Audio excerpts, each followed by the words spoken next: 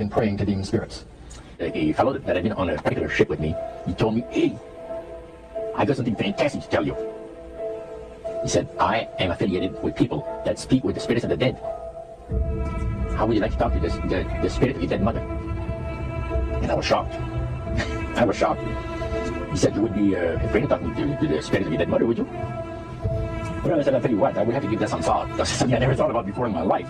Most of us probably haven't. A little afraid of something like that. Well, he says, you know, it's written all over your face. You're afraid of going to a seance. But he says, I know you, you're going to come. And then he started telling me how brave I was when I was aboard ship, you know, different things. He says, you're not the same man, you're changed. You're chicken. That's all I needed to hear. I said, when do we go to a seance? So one Saturday evening, we were in the place. It was there for some very beautiful place, a medium. There was a lady. She had a gorgeous new home in Montreal. And there were about 20 invited guests there, which I was one of them. And she communicated with the spirits for different people there. And you're telling them what the spirit said. One man said, I would like to talk to my friend that died 6 months ago. But I don't want him to appear. Just want to talk to him. Because he says, I don't trust you talking to my friend for me. So the medium says, let me inquire from the spirit. Yeah, the spirit will talk with you. And that big masculine voice was heard in the place. It says, hi Frank. It's nice of you to ask for me to talk with you. And he has a little chat. And after it was over, Frank says, this is the greatest thing on earth, to be able to talk with the spirits of the dead. Then the medium said, we have a very special surprise tonight for you people. A spirit will manifest itself openly here in a few minutes. And it's like a big gust of wind hit the building. And right through the wall. And the lights were terribly bright, they were like living room lights. A couple of floor lamps, maybe some of these. And that translucent being seemed to come right out of the wall. How did you feel right at that moment? It's almost like my heart stopped a little bit. You know, very weird feeling. So it was a lady in a beautiful evening gown, swirling. And she said to Mary, my dear sister, you are so wonderful to ask for me. And Mary fainted and fell right off her chair on the floor. And a couple guys jumped up and picked her up and started going. That was the beginning of it. That's how you got into it? Yeah, so but after a while, you see, there's something interesting about the human mind. You can adjust an awful lot of stuff. You can adjust to a lot of things that would terrify you to begin with. After a while, they become common and ordinary. So you mean contact with the supernatural can become commonplace and ordinary and doesn't bother anybody? Yeah. In other words, the more that you do it, you're not uncomfortable. That's it's just not an uneasy feeling. Yeah. So how did you feel about it? Then I got into a secret society that worshiped the spirits, you see. Okay, now how is that different from the seance, Roger? It happens that the seance are not involving in many ways. But when you get into a secret society of spirit worshippers, then, especially when you're invited there by the direction of the higher-ups in the spirit world, you never get out of there alive. And it's exactly what my friend and I were up against. We didn't know anything about. And there was a very, very popular big band, jazz band, yeah, very famous. And one night we went to one of these seances, and he was with his wife. So Roger, you're at this restaurant. What happened? We sat there and we had our favorite alcoholic beverages, you know. And as we talked, the manager says, he says, I want power, I go right to the source of power. And he says, how do you think that I became famous the way that I am? Well, I said, you must have had some good luck. Well, he says, there's no such thing as good luck. He says, there's either some power working for you somewhere, or you don't get ahead in this world. Not my type of occupation. So it went from there. We got talking about spirit worship. Did it intrigue you? Or did it make you want to find out more about what exactly he was talking about? Yeah. So he said the supposed spirits of the dead that you're talking with are demon spirits. You're fallen angels. You're beautiful beings. Just set it out, just like that. Yeah. It didn't make you uneasy when he said it? Well, it shocked you a little bit, you know. Something that you first hear mentioned to you. He said, you guys have got a great future ahead of you. Because we've been told, the high priest of our society, secret society, has been told that the master has very special plans for you two. Now, what did he mean by the master? Satan. And we were interested to hear more about it. And he told us, he says, look, we worship spirits. We worship Lucifer and all his angels. They're just as beautiful as they did before you were cast out of heaven. He says there was a misunderstanding in the whole thing among the inhabitants of the galaxies. And he says our master was misunderstood. And God did not bear with him like he does with people that make mistakes today. So we're in a warfare, good against evil. And we happen to be the evil ones, but we're not that bad. He says, I look at this business between the force of good and evil. He says, you believe in one person believes in God, the other one believes in Lucifer. It's like politics. So the great controversy is real. And you heard someone talk about it that's on the other side. And to these people, they are sold to the fact that Christ will not return to this planet with power and great glory. He's going to abdicate all claims to the planet. Because the high priest once said that Christ will abdicate all claims to the planet because he knows that it is lawfully and rightfully Satan's. And at that time he says, so the priest says, well now, he says, for those of you that are new, let me tell you that this is the most feasible way, he says, to please the spirits, is to deride Christ and his people, you know, and his church and all that. So they sing out of Christian hymns. They didn't sing Christian words to the hymns, however. Well, they changed a lot of them. No, it's a form of blasphemy. Such as you see today in the rock music world. You see the interpreters, they have these crosses.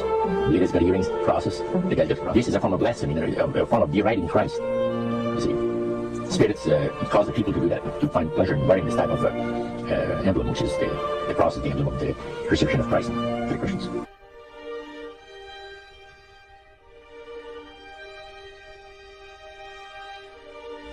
The master of my life has revealed to me that it is time for you people to become acquainted with the worship room of the gods. Where they had the spirits that had materialized, they photographed them, and then they had paintings made of them. And there was probably about maybe 100 of those around the place. So how did you feel when you walked into that room? I felt that these people had power, and they had a lot of it. Did that attract you? Yes and no. You had mixed feelings about it? I had mixed feelings about it. Yeah. Because to a certain extent, things looked so good. It sounded so good to us. But you see, I'd been brought up in a Christian home. My dad says, well, you know, if you get involved in wrongdoing, you're going to have to pay the price. There's always a cost for everything in this world.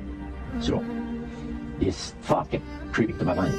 Just how far you go with these spirits before accepting the price. So it made you just a little bit nervous. Oh, yes. But yet you kept going back. Oh, there was no way out. Because that's what we're told. You knew at that time. Yeah. So you were moving forward more on fear.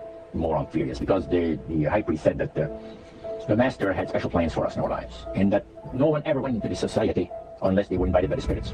So that was made very clear. In reality, Roger, you were chosen by high-powered demon spirits to be a part of their human, special, privileged group. You see, these people in the society, like the priest mentioned, there's thousands of spirit worshippers in all these different societies of spirit worshippers in this world. But he says we are the elite. We know the real truth about the master and his angels. And they're not the human beings. They are gorgeous creatures. And from the paintings that they have on the wall of that walls of that worship room. Now, when you go to these praise sessions, what kinds of things happened at those sessions? Well, there's a lot of success stories. The masters has done this for me and that for me. I remember one. At what point did this demon worship start to affect you personally, Roger? Well, it wasn't too long that the priest mentioned to us that the time had arrived for us to start trusting the spirits and give the spirits a chance to work for us. And there was a number of gifts that you could choose from.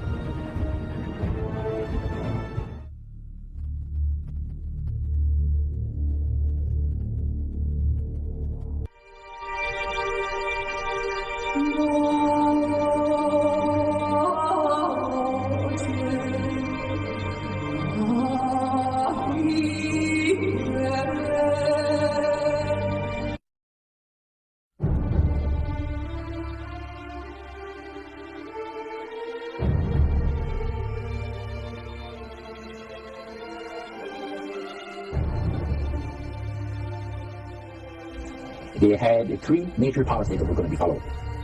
First, Christopher says, we have to make sure that people, humans, get to believe that Satan and his angels do not really exist. You know, Roger, that's interesting because a recent research study report that I read indicated that in a national survey, I believe it's over 75% of people do not really believe in a real tangible devil.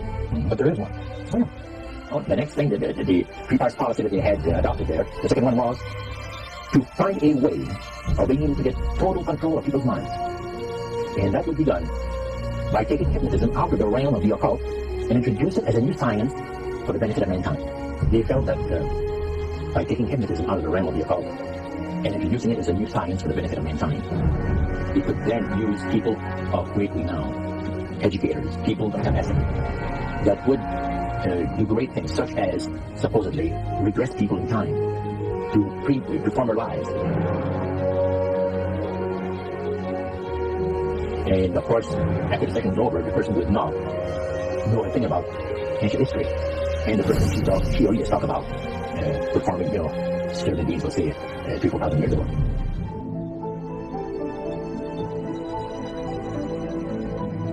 But this was their strategy. Now, what this would do for the thing is this, that it would create in the minds of the general public, solidly, set now in the general public, an unwavering trust that create deception.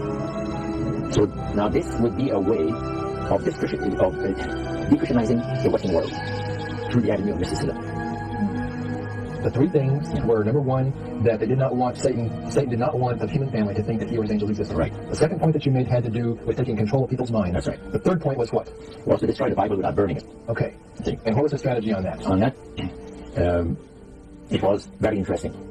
Because after the Great General Council, it was decided that Satan would tutor Charles Darwin personally in setting up the principles of his theories of evolution.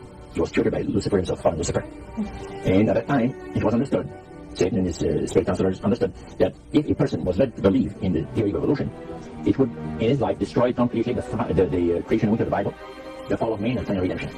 It would go with it. Anyone that teaches a theory of evolution is considered to be a minister of a great religious system. And he said that every teacher of that theory is recognized by the spirits as a person of great value. And receives a very special unction from Satan himself, giving great power to induce spiritual blindness, to convince and convert.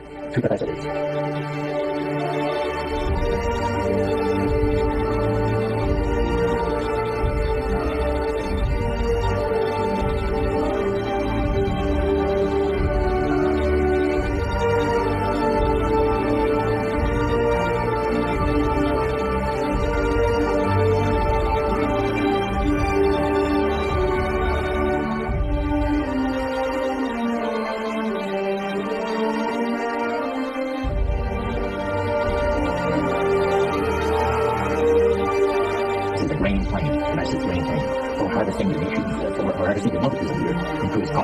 Just before the close of the great controversy between horse and women, it's going to be done in a unique manner.